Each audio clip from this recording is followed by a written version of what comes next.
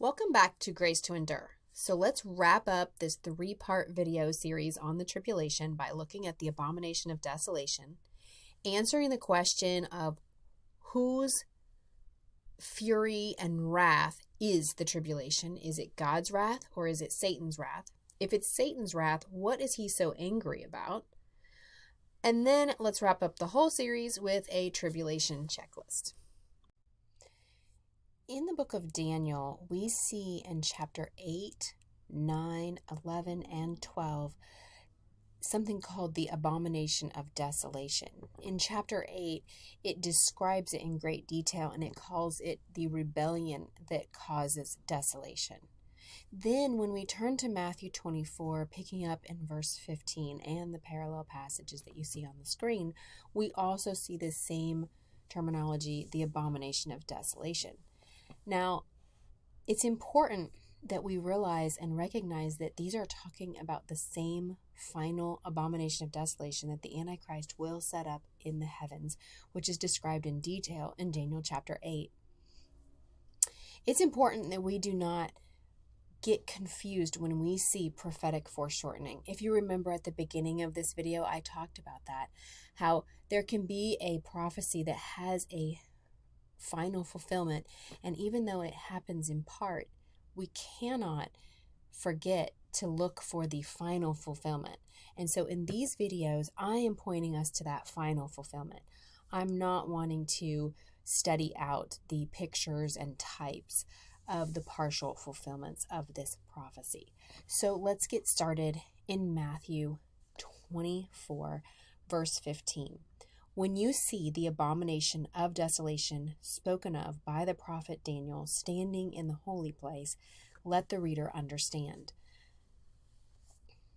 Now, in verses 16 through 20, you're going to see the commands to run if you live in the region of Judea, to flee to the mountains, and to run so fast you don't even stop to pick up clothes or to pack in any way. You just run for the mountains.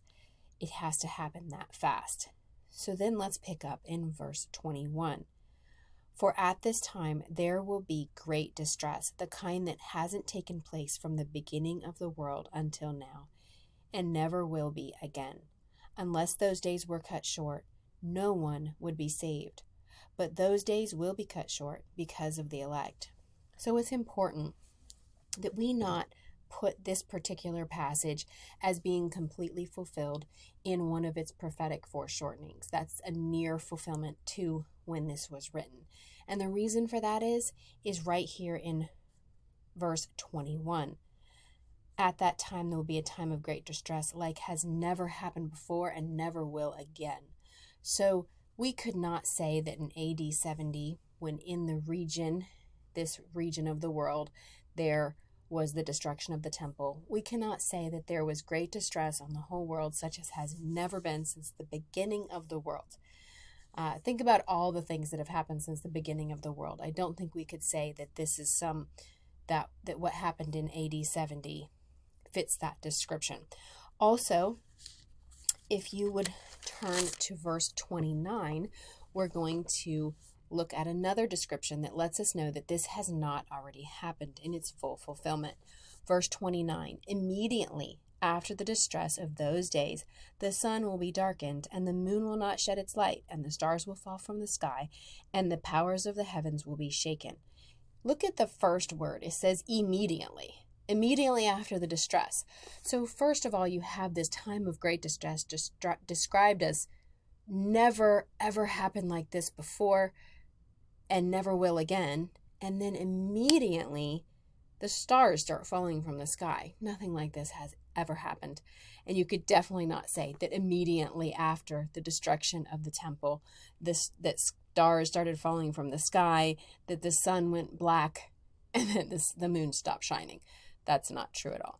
So we can tell that this definitely has a future fulfillment that hasn't happened yet. So let's look at the screen, and now that we know that this is something that we still have to look for in the future, let's add this to our list so we know to look for it. Point number one, when you see Jerusalem surrounded by armies, it means that the abomination of desolation is near. This we see in Luke. Okay, so I don't know if those armies are surrounding Jerusalem to come against Jerusalem, or if they're surrounding Jerusalem to protect Jerusalem from those coming in. I'm not sure. Second point, the abomination of desolation is the same one that's talked about in Daniel. We already went over that. Now let's look at the 4 points in the middle. And it says that in the book of Mark, it says that the abomination of desolation will stand where it should not be. We get more detail in Matthew. It calls it the holy place. So this place where the abomination of desolation should not be is in a holy place. So we have to be careful not to be deceived by anything that God would not call a holy place. So a man-made temple that is, bringing back sacrificial offerings and such like that would not be a holy place, would it? Point number 3 is that the abomination of desolation is going to be only on the wing of the temple. I think that's important to note. And then point number 4, all of this is going to be accompanied with terrifying sights, signs, and wonders in the heavens. Let's keep reading in verse 23, and we will see this. If anyone tells you, see, here is the Messiah, and over here, do not believe it. For false messiahs and prophets will arise and perform great signs and wonders to lead astray, if possible, even the elect. Take note, I have told you in advance. Okay, so then you can go on to see the rest of the warnings there. And then if you would follow up in these parallel passages in 2 Thessalonians, you're going to see even more details that these signs and wonders are in the heavens, and that it deceives the whole world except for the elect. Okay, so what are our commands then? Let's look at the bottom of the page. Number 1, if you live in the Judean area, run. Number 2, if you have been studying this, you can be praying ahead of time that it won't happen during winter, that it won't happen during Sabbath or when you're pregnant or nursing. That's what it says. But these are prayers that would have to be prayed ahead of time. And then also to be watchful and alert. That we can see in verse 33 and 42. And the command is that we need to be watching for these things to happen in this order so that we won't believe the lies. Okay, so now let's look at the next slide, and we're going to learn even more about the abomination of desolation. So if you want to pause the screen, you can do deeper study on the abomination of desolation. I'm just going to do a quick overview. If you look on the left side, you're going to see that Daniel 8 and 12 talk about how the Antichrist is going to reach into the heavens, and he's going to magnify himself even as high as the heavenly army. He's going to cause some of them to fall to the ground, and he's going to trample them. He's going to act arrogantly even against the prince of the heavenly army and overthrow his sanctuary. Then we see in Daniel 11 that he causes the desecration of the temple. Then we see in Daniel 8 and 2 Thessalonians, also Daniel 11, and in Revelation, that he exalts himself above every god and object of worship, in fact, declaring himself to be God himself. This is the rebellion that causes desolation. All of these passages on this page are describing what the abomination of desolation is going to be. Okay, and then we keep on going down. Daniel 8, 11, and 12 talk about how he's going to stop something that is perpetual, something that is going on regularly. Then look on the right side of your screen at the very top, and we're going to see in Daniel 11 and Revelation 13 that he's going to say outrageous, slanderous lies against God, against the heavens, and against the angels. And he's going to cause deceit to prosper. The whole world will believe his lies. Then if you keep on looking down the middle of the right side of the page, you see in Revelation 13 that he's going to actually receive a head wound. He's going to die and then raise from the dead and then declare himself to be God. The whole world will think he is unbeatable. They will praise him and say, "Who is like him? Who can wage war against him? Who could possibly win against him?" And at this time, they actually believe that he is God. Okay, then as you keep on reading in Revelation 13, you hear then about this image that is created, a false prophet that tells the whole world to worship the Antichrist, this man who seems like the hero of the whole world. And they set up a mark, and that's where you get the whole mark of the beast and the 666, and he 666, and he changes. There's some sort of, it's a different language. So instead of being in the image of the imago Dei, that's in the image of God, which we are created in, instead it's now in the image of the imago beastie, which is in the image of the beast. So this is a very important thing. Those that take this mark, they are associating with worship of the Antichrist, and they are now taking sides with him, and these people will experience God's wrath. Not Satan's wrath, God's wrath. So then look at the bottom of the right side, and you're going to see that in Revelation 17, he makes the Antichrist along with the 10. They make Babylon, or part of Babylon, desolate. So I just find this word very interesting, the whole desolation, this rebellion that causes desolation. Okay, now at the very bottom right of your screen, just let's review what our commands are. What are we supposed to do during this time of great distress like has never happened and never will happen again on the earth? Well, don't believe these lies. Be watchful and looking for them in these order, and if in these exact orders. And if we do see that, that's going to help us not to fall for it, because we're looking for it ahead of time, so we're not surprised. We're just commanded over and over. Church, do not be surprised. Okay, and then if you will turn to Revelation 13, I want to show you just 3 main commands we need to remember during this time. Let's read in verse 10. If anyone is to be taken captive, into captivity he goes. If anyone is to be killed by the sword, with the sword he will be killed. This calls for endurance and faithfulness from the saints. And if you look up in verse 7, it just was pronounced that the Antichrist is waging war on the saints, and he's going to be conquering us. So at this time, what is the command? The command is accept. Accept that if you're going to jail, you're going to go to jail. Use this as a witnessing opportunity until you die. Be faithful until you die. And if you are to be killed, then you need to accept that this is what is going to happen. Be faithful until you are in prison, or the whole time you're in prison. Be faithful until you die, and endure. Endure until the end, and keep your testimony and your faith in Jesus. Keep saying the gospel no matter what the Antichrist does to us, and keep your hope in God, and just don't give up. Endure. Turn with me, if you will, to Revelation 12, and I'm going to try to explain in the shortest amount of time possible about this particular chapter in the Bible. And I'm going to use this time to explain an answer to the question of this time of tribulation, is it God's wrath or is it Satan's wrath? And I'm going to try to show you that it's actually Satan's wrath. And I'm going to show you why he is so angry. All right, so the beginning part of this particular text starts with the signs in heaven, and I believe these are talking about actually the constellations. So when it says that a great sign appeared in heaven, it actually means it's talking about up in the heavens. And I believe this is actually talking about the stars that on September 11th, 3 BC, on this day, these particular things occurred in the constellations. The king star and the king planet aligned in the lion, and we know Jesus is the Lion of the tribe of Judah. And then the woman had in the midst of her the sun, and below her feet was the moon. You can see this in the picture.